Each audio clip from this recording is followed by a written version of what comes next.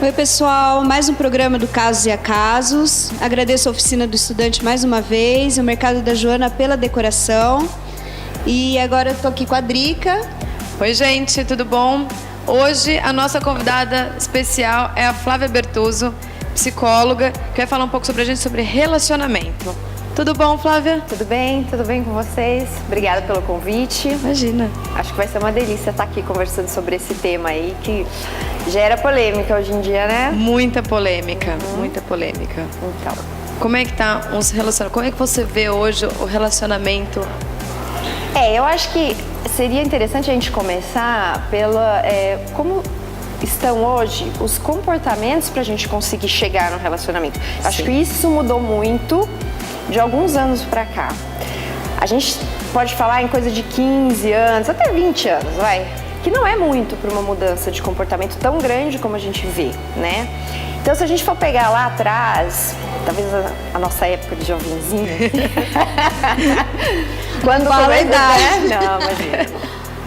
Então, existe aquela coisa do ficar, isso meio que começou ali na nossa época. Se a gente for um pouco antes até, tinham aqueles bailinhos, aquelas coisas. Hoje em dia não existe isso, não existe esse tipo de contato em que as pessoas se conheciam antes para depois talvez ficar, ou se conheciam um pouco, né? A tal da preliminar seria, né? A preliminar no conhecimento. No conhecimento, né? Nesta época também, para não falar na nossa época, não sei se é da Drica, mas pelo menos a nossa. Mas a nossa, Flávia. Então, o que acontecia? A gente ia para as festinhas, as pessoas ficavam, mas, por exemplo, você não ficava com mais de um numa noite, no máximo no carnaval você tinha isso, depois passou para micareta, que eram esses carnavais fora de época, né? A coisa foi evoluindo.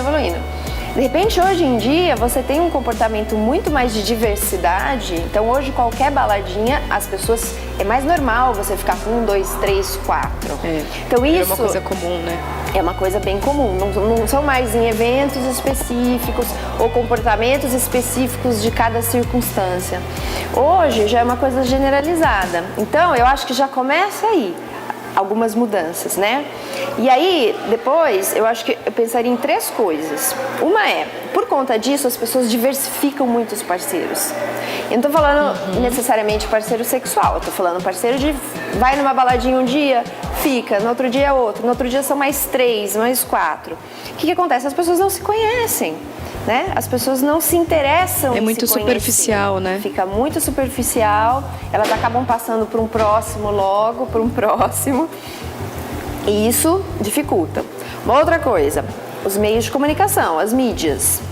Quer dizer, como é que as pessoas estão se relacionando hoje? Pelo WhatsApp. É muito engraçado, no consultório eu vejo os jovenzinhos, né, que vêm me procurar e tal. Quando eles contam a respeito das baladas ou dos lugares que eles foram, aí eles dizem assim, então, daí o fulano pediu meu WhatsApp. Eu falo, então, não é seu telefone? Porque é a mesma coisa, né? Sim. Então as Mas pessoas será não que pedem isso o telefone. depende da idade ou não? Porque eu vejo isso com pessoal solteiros da minha idade também. Essa falta de comunicação, de diálogo, para sair, as pessoas, os solteiros da minha idade, não tem mais essa preliminar, entre aspas, né? Não. Eu vou conversar com a pessoa, eu quero falar que eu fiz doutorado, que eu tenho um blog, que isso e aquilo, a pessoa fala, então, olha, eu tenho que ir naquela mesa ali, depois a gente conversa, tá? Ele tem paciência. Não tem. Ele não tem paciência para perdeu não é uma isso, paquera, né? não é uma paquera, é uma existe conversa. Não existe, a pessoa não tem paciência. Porque essa questão da diversidade, ela tá muito implementada. Então o cara não quer ouvir se você tá fazendo. Eu tô falando cara, mas assim, acho que tem dos dois lados. Embora isso pertença mais, talvez um pouco mais ao gênero masculino, porque isso é comum da cultura do homem. Mas nós fomos envenenados, porque nós pertencemos à geração passada, né, Flávia? Então, por isso que pra gente tá mais difícil também se relacionar hoje em dia, né? Claro, quanto mais velha a gente vai ficando, vai havendo uma escassez de pessoas solteiras da nossa idade. Eu tô generalizando, tá? Mas, não, mais claro, ou menos, mas isso dificulta, então, você encontrar pessoas que estejam no mesmo nível geral que você, de conhecimento, de vida, de profissional, né, de maturidade e tal. E as pessoas que estão aí hoje em dia, muitas vezes se ocupam desse tipo de manejo, né, de comunicação. Então vai chegar em você que está acostumada a falar no telefone fixo, que a gente não é do telefone fixo, e vai falar... De discar, né? De discar, e vai pedir seu WhatsApp. Aí você vai ficar lá a semana inteira trocando o WhatsApp, que é o que acontece. Não, né? eu falo pra Drica. A Drica é de uma geraçãozinha mais nova. Ela só fala comigo por WhatsApp. Eu falo, Drica, não dá, eu vou te ligar. Não, a gente não pode negar que isso facilita a vida por N sentidos, né? Sim. Até mesmo a comunicação. Mas tem horas que a gente fala, não, a gente mesmo larga o telefone, pega o telefone de casa. E aí a gente fica batendo papo no telefone de casa. Isso quando as pessoas têm ainda telefone de casa. Eu lembro que eu tinha de cor o telefone da casa dos meus amigos. Nossa, amigos de infância, eu sei até hoje os números. Hoje em dia nem isso mais tem. A gente não sabe nem o número do celular, porque é muito mais fácil você clicar na agenda ou entra no WhatsApp e liga por ali. Né? Então, perdeu. Isso. Hoje tudo está muito superficial. Mas eu vejo por um outro lado também que as pessoas estão terminando com mais facilidade os seus relacionamentos e principalmente os casamentos. Então, casou-se muito rápido e separou-se muito rápido também. Isso. Né? Por que isso? Eu acho que tem a ver um pouco em relação a isso, né? Porque a gente estava chegando aí agora no ponto de dizer sobre o vínculo. Então, demora-se muitas vezes para você fazer o vínculo, né? E aí é o contrário. Eu tenho percebido um movimento assim, demora para você conseguir um compromisso. Porque as pessoas ficam saindo 15 meses antes de começar a namorar, entendeu? Isso não acontecia antes, era uma coisa que acontecia mais rápido e formava-se o vínculo durante o relacionamento. Então você ia conhecendo a pessoa, frequentava a casa dela, etc e tal. Agora não, agora você demora para conseguir, você fica saindo às vezes com o cara 5, 6, 7 meses...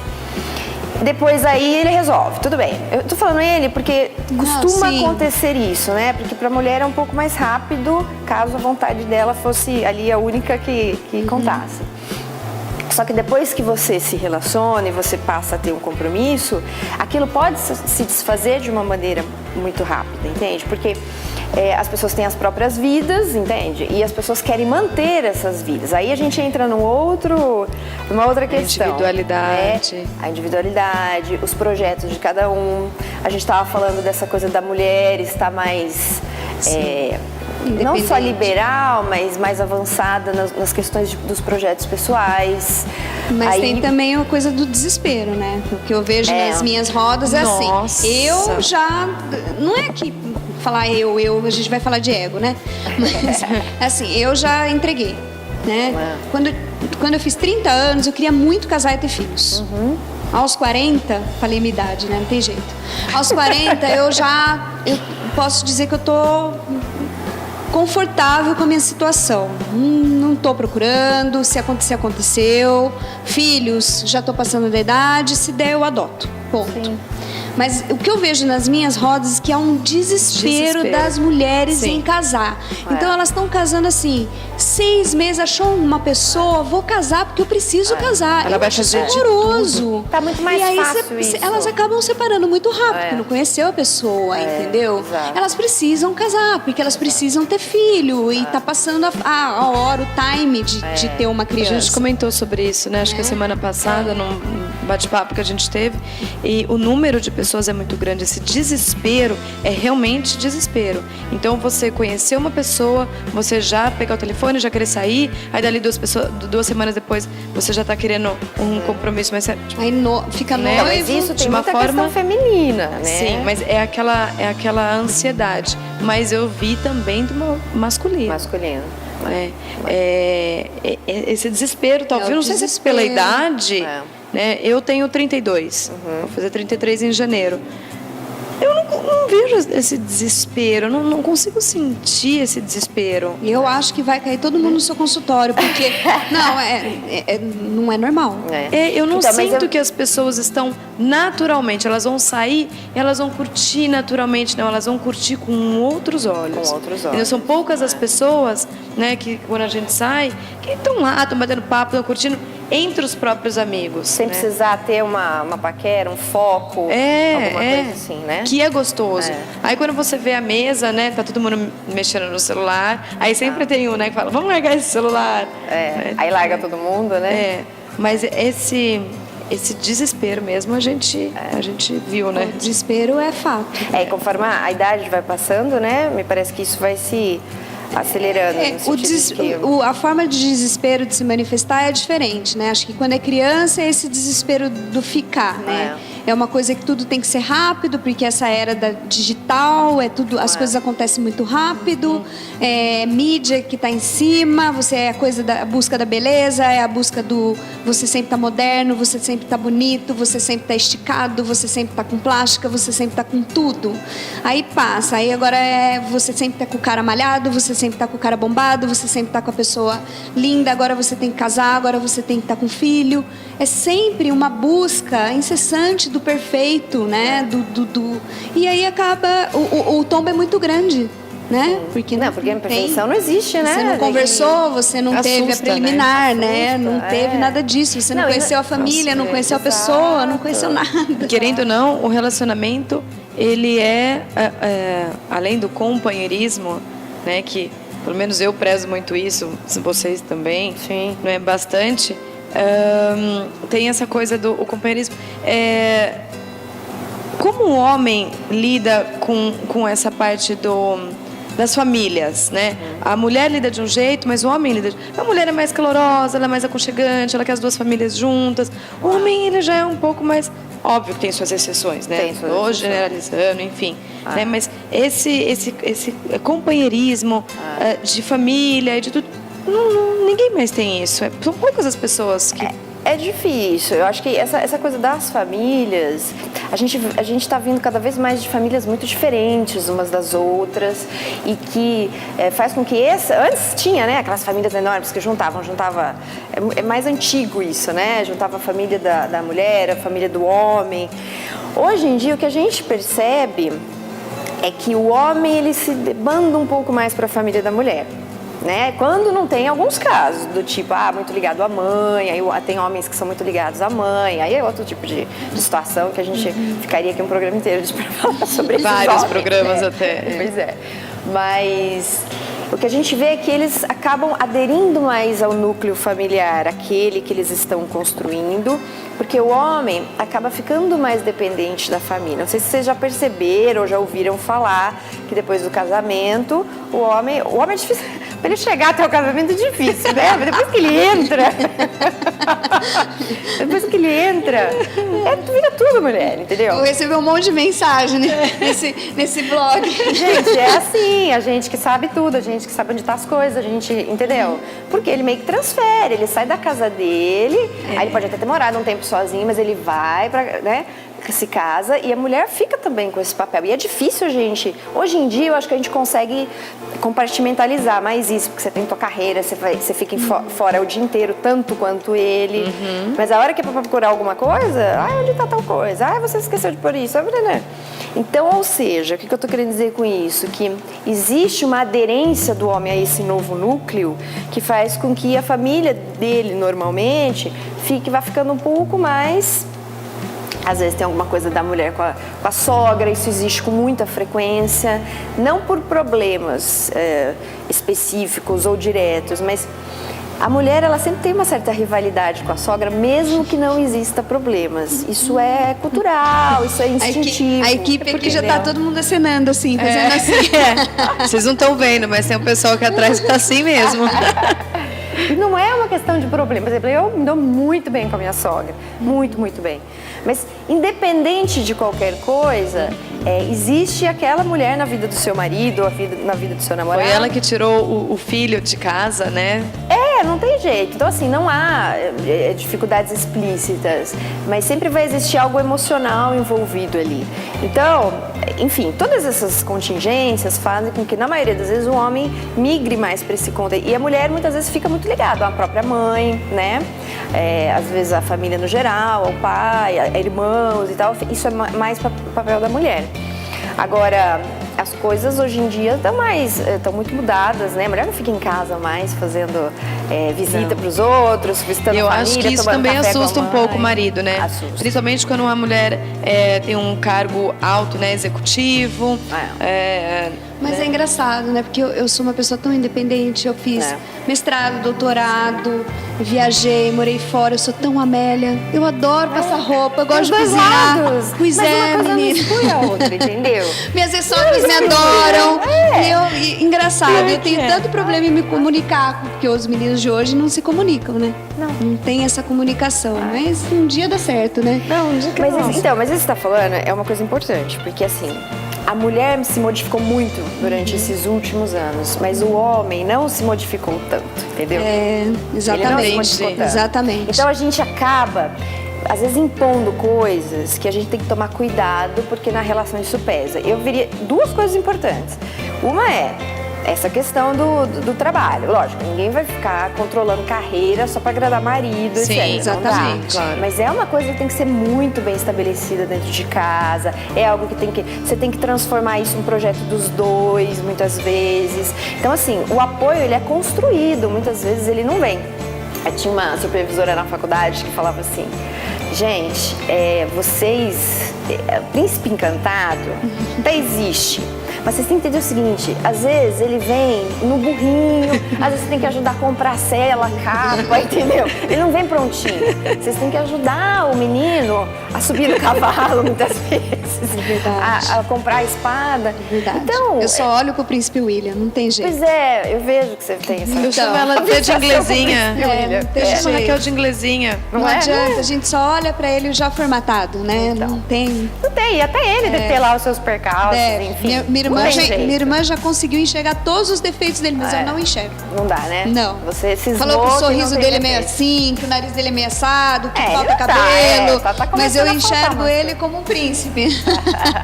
Não vai mudar. Mas, Flávia, assim, o programa é rápido, mas a gente também ia falar sobre ego, né? Que é outro assunto interessantíssimo. Ainda mais eu. Só sobre ego, né? Sobre ego. O que você tem, assim, a dizer sobre... Então... principalmente para as blogueiras, né? Que adoram ego. Eu adoro falar sobre essa área de ego. Às vezes porque, na verdade, isso não é algo... Por exemplo, vocês que estão trabalhando com isso agora, é claro, vocês se... chegaram nisso porque já tem um pouco essa característica, provavelmente, de uma sociabilidade maior, ou de... Eu imagino que nenhuma de vocês duas pode até ter sido, mas hoje em dia não eram tímidas, não eram pessoas que gostavam de ficar dentro de casa, etc. Eu acho que você é super tímida, aquela. Eu já fui tímida, gente. Né? Não já parece. Eu já fui. Quando eu falo que eu tenho várias coisas, sou super tímida, ninguém acredita. Mas eu tenho timidez para algumas coisas. Você pode ser uma muito pessoa tímida. Você pode ser uma pessoa super sociável, com uma boa exposição, apresentação, mas não gostar de falar das coisas íntimas, por exemplo. Entendeu?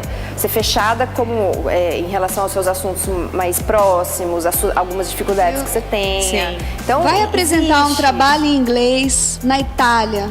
Vê se você não é tímida. Meu bem, mas isso aí também é o extremo do extremo, né? Só um minutinho. A gente tá aqui em Campinas. Ainda no português. Né? Então, calma. É difícil. Aliás, você tem um texto super bom que fala sobre isso no meu site. A gente acessa porque é muito bom. A Flávia escreve no meu site, esqueci de dizer no começo, mas tá em tempo. A Flávia escreve bomba lá no site sobre comportamento e psicologia, muito bom. Legal. Mas essa parte de ego é complicado entre as blogueiras.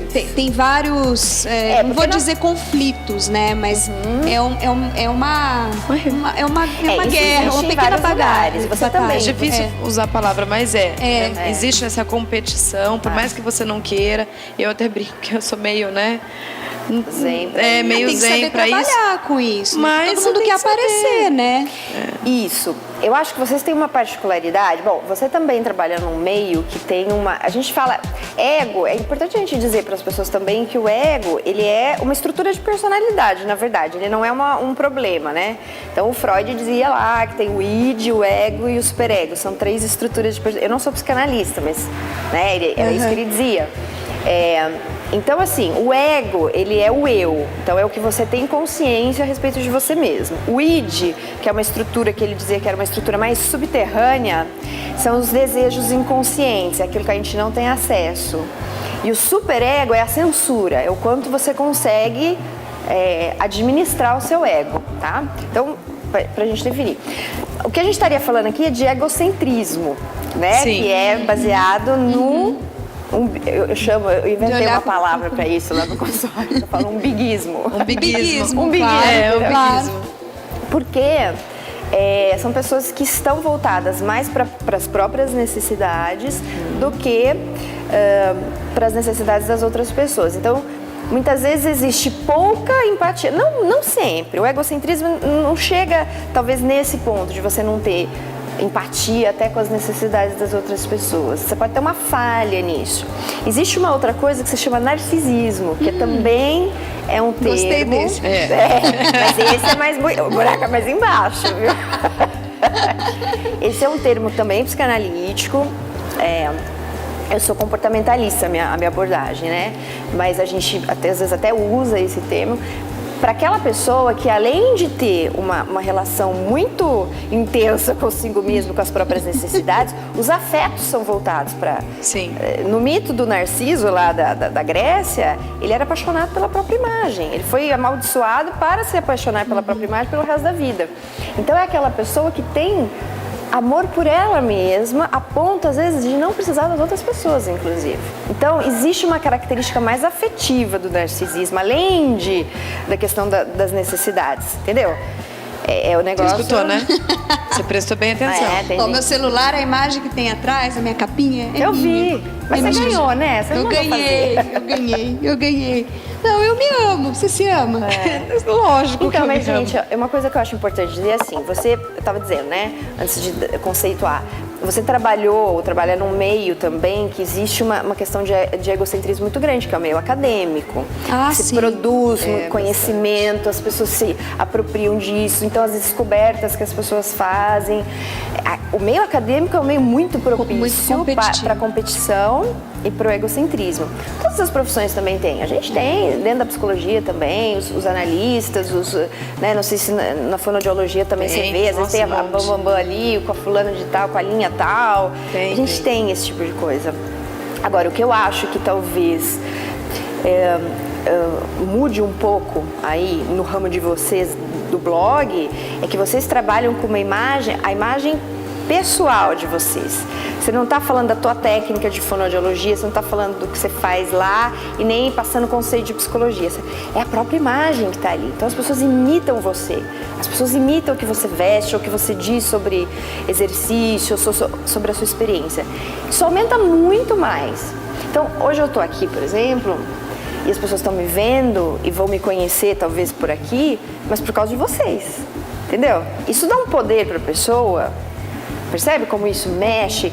Não, a fulana, isso é uma das coisas, mas o evento deu certo porque você estava lá? Ou a parceria com o Coronel Mostarda foi bem porque a Drica está por trás disso? Mas você não... Então isso é mais até do que... Eu acho que essa coisa do blog, como eu falava da vida noturna no passado, né? Que eu fui hostess de um monte de casa noturna no passado. Eu volto de novo para aquele mesmo problema, uma fuga. Uhum. É uma fuga que eu mesmo tenho. Sim. A gente tem uma realidade, a nossa vida de dia. E à noite as pessoas vão para desafogar as mágoas. Ela cria um personagem. Uhum. Eu acho que o blog é a mesma coisa. A gente cria um personagem. Não sei nem se seria a coisa certa para eu dizer. Mas assim, é um personagem que a gente cria, as pessoas, né, até elas se veem nesse personagem. Não seria isso? Não sei se é narcisismo, se é ego, que terminologia que eu uso. Mas é um personagem, né? É aquele personagem. É o personagem da sua vida real. Mas não é da vida real. Será que é vida real isso? Eu concordo um pouco com a Drica. Eu acho que uma fuga isso, né? Porque na verdade tem a vida real e tem o personagem. Então, mas não tem a ver muito com você, com a maneira como você é. Quando justamente. Você começou lá atrás, por exemplo, que a gente às vezes conversa sobre isso, né? A gente estudou na mesma escola, inclusive a gente se conhece já faz um tempo. De escola. Naquele tempo eu era tímida ainda. Acho que era, né? Bom, eu também era naquele tempo. Então, não sei, quando você começou lá com o Hotmail, mandando os e-mails, até antes daquele negócio da Inglaterra e tudo mais, quer dizer, o que mobilizou você a fazer aquilo que não é algo genuíno dentro de você, entende? Eu acho que com o tempo... Sim. Na verdade, era a vida real dela na Inglaterra. De dentro de mim, era o meu eu, né? Sim, eu acho que se mantém esse fio de genuinidade, entende? Sim. O que acontece é que, lógico, com o tempo... a gente pode criar Seria estratégias. uma vocação minha que eu uma coloquei para vocação, fora, isso. pode ser. E aí a gente vai criando estratégias para manter isso. Exatamente. Né? Lógico, como você disse, vocês não estão bem todos os dias para ir nos eventos, mas vocês têm que criar, como todo trabalho, eu também não estou sempre bem, mas eu vou pro consultório, Mas é um consigo trabalho. fazer essa discriminação. Quando eu não consigo fazer, sabe o que eu faço? Não vou. Fico em casa. Exatamente. A gente Porque tem eu que não lidar com vou o público, a gente tratar de tem que se virar. alguém que quando eu não tô bem. Tem que estar bem, tem que estar sorrindo. Ou pelo menos tem que estar se você não disposto. está, você tem que ter conseguido fazer essa cisão entre, no meu caso, entre os seus problemas e a maneira como você vai conduzir a tua conduta Mas clínica. esse problema do ego é uma doença ou Às vezes não? sim, às vezes é só uma característica, né? Agora, depende, tudo a gente avalia assim, quando é que as coisas são patológicas? Qualquer uma delas. Na medida em que aquilo traz prejuízo para a pessoa. E prejuízo a gente tem que avaliar às vezes nas tarefas diárias, no dia a dia, nas relações pessoais. Eu ia falar isso agora, que reflete direto no relacionamento. Então isso a gente já diz, bom, então a pessoa não está conseguindo, sei lá, às vezes a pessoa não está conseguindo namorar, não é também por causa disso, é porque não encontrou ninguém. Não é fácil encontrar alguém, Não, gente. claro. Para casar, claro. eu brinco assim, casar, a gente, não é que é uma vez só, mas a gente sempre espera que seja uma vez só. Você imagina?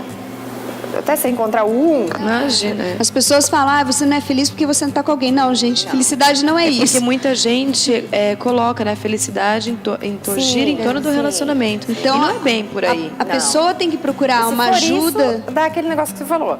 Provavelmente pode acontecer de rapidamente as coisas acabarem. Do jeito rápido que começou, terminou. Não. A pessoa tem que procurar a ajuda de um profissional a partir do momento que está atrapalhando a vida dela, tanto profissional como pessoal. Quais são as consequências que ela está recebendo desse padrão? Bom, mas aí entra muita coisa. Será que a pessoa percebe? Às vezes ela precisa de ajuda até para perceber. Exatamente. Entendeu? E às vezes ela precisa chegar no fundo do poço. Tá dando tudo errado, né? Não está conseguindo mais se relacionar com ninguém, etc. Aí no fundo do poço, tanto é que as pessoas vêm pro consultório quando estão no fundo do poço, entende? Então, tudo não, bem, por isso que eu perguntei, porque eu não sei... fundo do poço, sim, tô exagerando um pouco. A pessoa tá muito deprê. Às vezes sim, mas tem que estar mal mesmo. Mas é interessante a gente colocar isso, porque muita gente que pode ver o programa, pode falar, nossa, mas eu percebi, peguei uma dica, né? Percebi isso, vou olhar com outros olhos. E a partir daí começar a analisar ao redor, né? Claro. O que está acontecendo. Os relacionamentos, fora, interno, pessoal, trabalho, em tudo. Muitas vezes eu faço isso com os meus clientes em alguns momentos da terapia. Eu digo, entreviste pessoas que estão em volta de você. Vamos entender um pouquinho como as pessoas estão vendo você. Porque uma coisa é o que você sente, outra coisa é até o que seu pai fala, que a sua mãe fala, entendeu? Mas então peça depoimento do fulano que trabalha ao seu lado, da pessoa que faz... Interessante isso. E eles trazem. E aí a gente trabalha em cima do que as pessoas dizem. Às vezes eu peço até para trazer por escrito. Aí vamos ver, então, olha, você percebe que aqui parece que está um pouco diferente daquilo que você vem trazendo como a sua percepção? Tá vendo que aqui, então a gente vai fazendo uma análise mais aprofundada disso. Muitas vezes dá certo. E às vezes a gente faz num momento, depois de lá de um tempo a gente faz de novo e aí compara, porque é muito difícil você se auto-perceber mesmo. É muito difícil. A autoanálise, então, Nossa. Não dá. Como é que você vai fazer de dentro de você mesmo? Entendeu? Complicado, né? É muito complicado. Ó, Flávio, muito bom falar com você, mas a gente também já passou do tempo de novo. Para variar, né? Muito obrigada pela participação. Obrigada a vocês. Foi muito bom. prazer estar A aqui gente com vai vocês, ter outro viu? bloco com você. Com né? certeza. Sobre outro E assunto. quantos vocês quiserem. Obrigada. Com certeza vai voltar. Obrigada, Obrigada. gente. Obrigada.